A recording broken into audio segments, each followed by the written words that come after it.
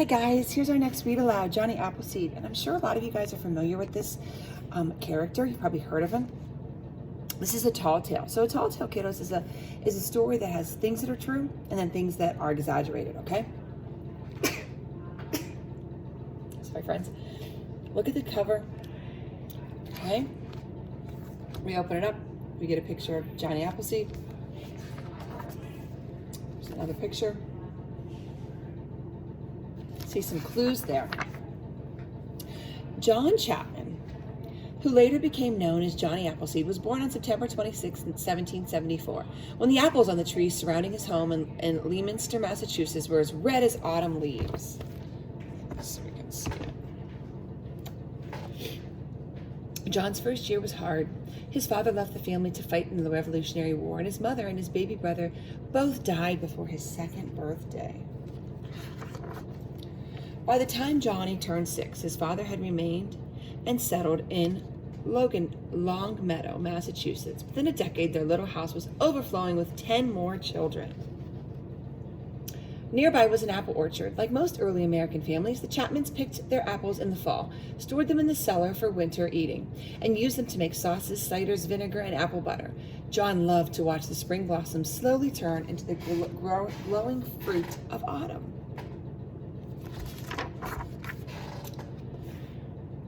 Watching the apples grow inspired in John a love of all of nature. He often escaped from his boisterous household to the tranquil woods.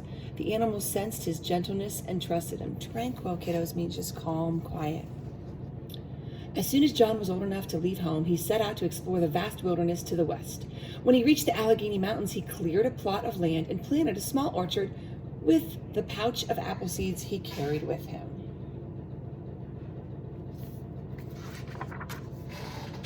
John walked hundreds of miles through the Pennsylvania forest, living like the Indians he befriended on the trail. As he traveled, he cleared the land for many more orchards.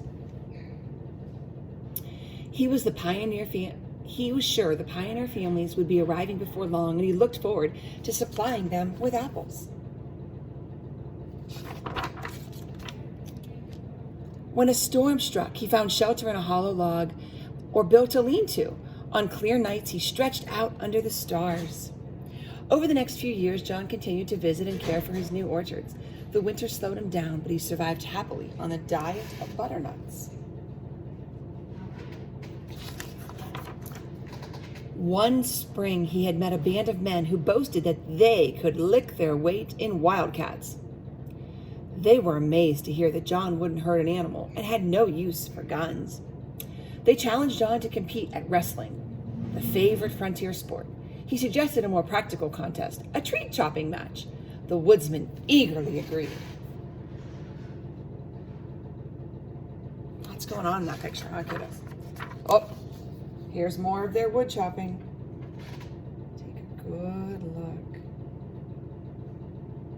So they settled not to wrestle, but chop trees.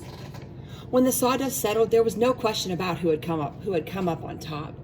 John was pleased that the land for his largest orchard had been so quickly cleared. He thanked the exhausted woodsmen for their help and began planting. So what happened, kiddos? He had a plan, right? He didn't really want a competition. He wanted some help clearing his land.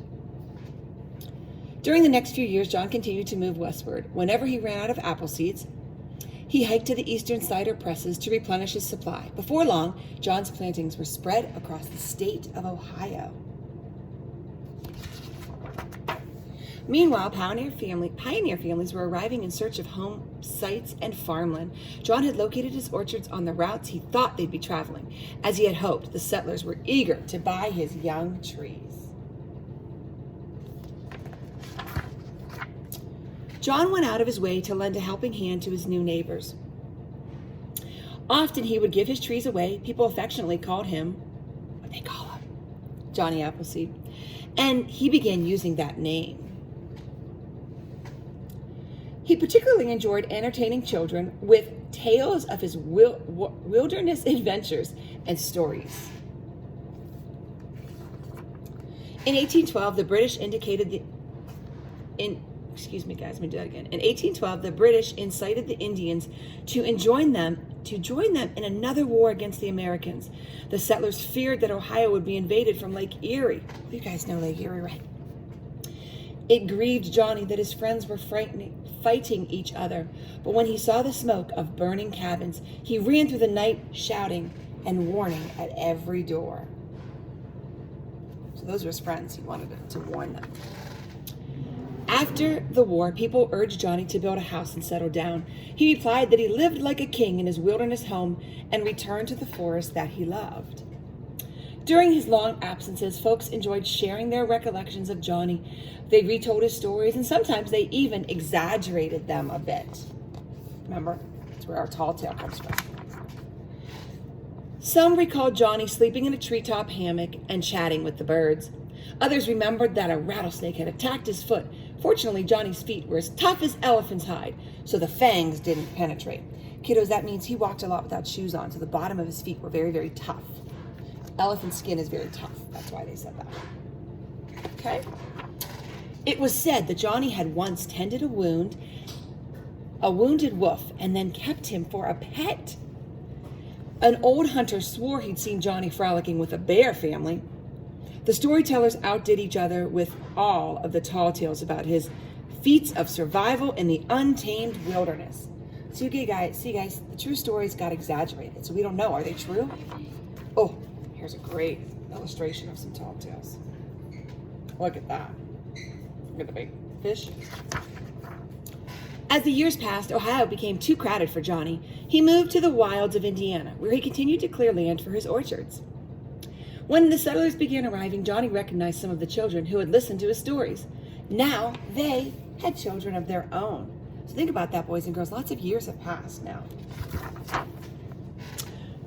It made Johnny's old heart glad when they welcomed him as a beloved friend and asked to hear his tales again. When Johnny passed 70, it became difficult for him to keep up with his work. Then in March of 1845, while trudging through the snowstorm near Fort Wayne, Indiana, he became ill for the first time in his life. Johnny asked for shelter in a settler's cabin, and a few days later, he died there.